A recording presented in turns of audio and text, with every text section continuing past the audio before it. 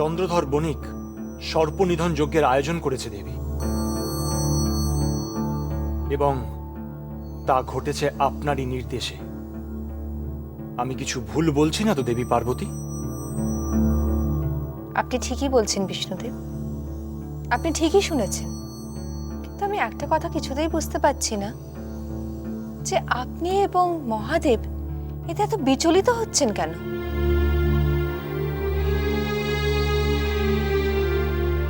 এই মারণ যজ্ঞের নির্দেশ ফিরিয়ে নিন দেবী, না হলে এই ত্রিলোকের ভারসাম্য নষ্ট হতে পারে।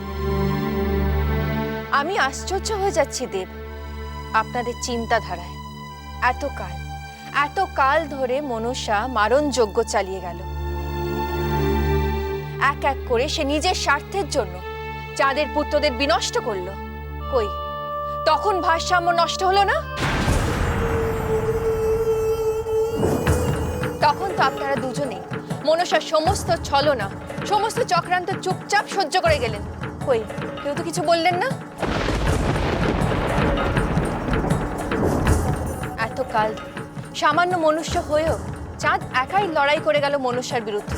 কই তখন তো আপনারা সাহায্য করলেন না। আর আজ যখন সে নিজের সুরক্ষার ব্যবস্থা করতে চলেছে, তখন আপনারা আমার কাছে অনুরোধ করছেন তার সেই প্রচেষ্টা ব্যর্থ করে দেওয়ার জন্য। কেন বিষ্ণু? আর কত কাল এই অবিচার চলবে? কেন?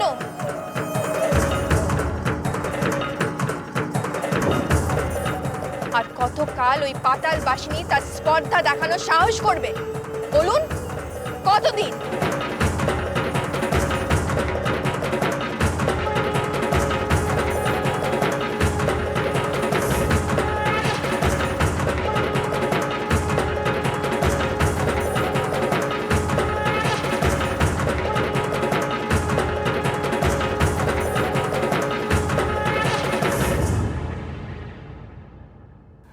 না না না না গুরুমশাই, আমি নিশ্চিত হতে পারছি না।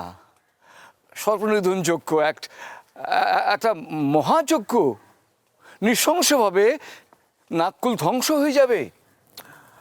আপনি অকারণ উতলা হচ্ছেন। এ ধরনের যজ্ঞ এ কালে অসম্ভব। কতটুকু জানি আমরা বলুন তো? এক বিরাট দেশ, এর কোণে কোণে কত যোগী মহাপুরুষ আছেন। বেনেমশাই নিশ্চয়ই তাদের একজন কাউকে খুঁজে বার করবেন যিনি যজ্ঞে আহুতি দেবেন। আমার তা বিশ্বাস হয় না।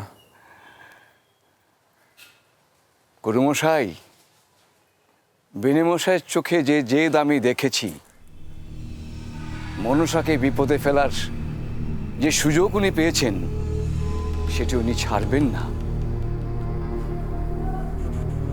আপনার সঙ্গে এ বিষয়ে তার নিশ্চয়ই কথা হয়েছে? হ্যাঁ, আমি তাকে অনেক বারণ করেছি, তিনি আমার কথা শুনছেন না। যে জেদ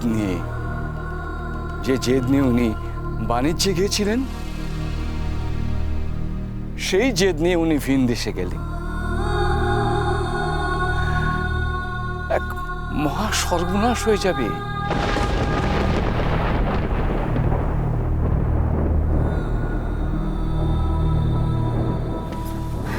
পদ্মা, পদ্মা, পদ্মা, পদ্মা। কি হয়েছে দিদি? পদ্মা, চাঁদ দেশান্তরে যাচ্ছে সর্পনিধন যজ্ঞের পুরোহিতের সন্ধানে। তাকে থামাও পদ্মা। দেবী, আমরা আপনার শরণাপন্ন, আমাদের রক্ষা করুন দেবী।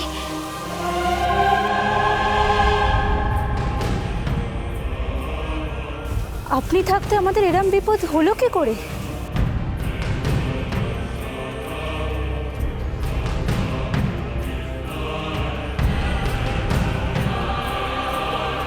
আর চুপ করে বসে থেকো না পদ্মাবতী। নাগলোকের এই দুর্দিনে তুমি ছাড়া রক্ষা করার আর কেউ নেই।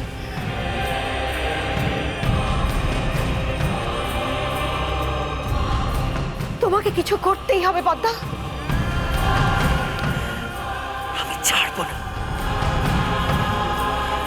চাঁদ তার এই স্পর্ধার উচিত শাস্তি পাবে। শাস্তি?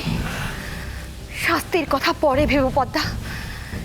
এই মুহূর্তে এই নাগলোক কি করে সুরক্ষিত হবে সেটা ভাবো। ভাবছি, সে কথাই আমি ভাবছি দিদি।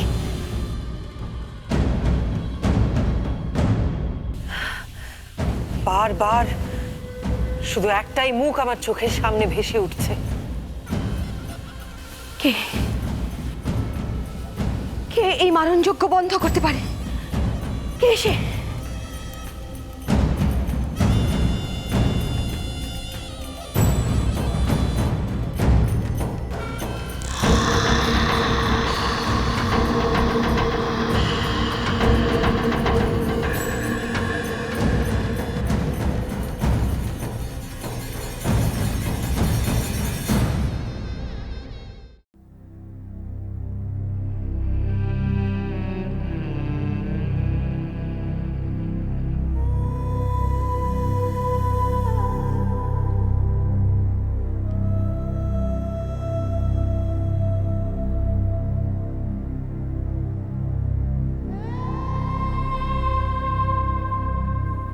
বেহুলা,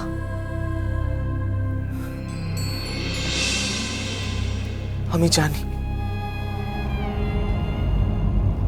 ভয়ঙ্কর অন্যায় করেছি আমি।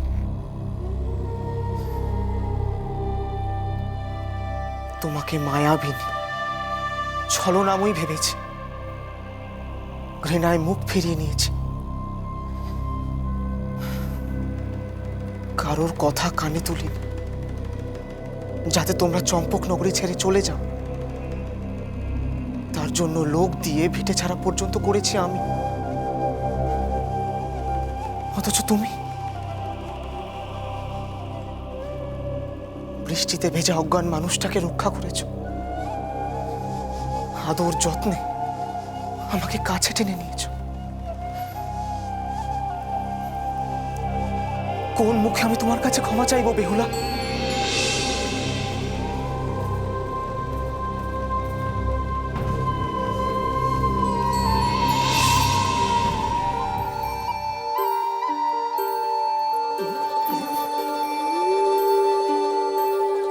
কি করছেন? কি কেউ দেখে ফেলবে?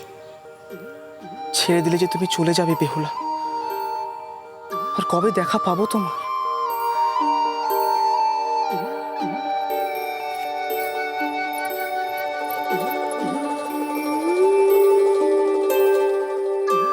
আর তো কিছুক্ষণ বেহুলা, এরপর তো তুমি ফিরে যাবেও জানি নগরে। তারপর প্রতিটা দিন, প্রতি পল, প্রতি দণ্ড আমার তোমার কথা মনে পড়বে।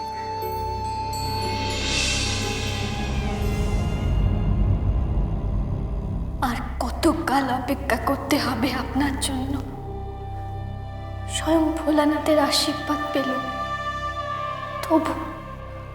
তবু এ বে করতে পারছেন। আর কত ধৈর্যের পরীক্ষা দিতে হবে?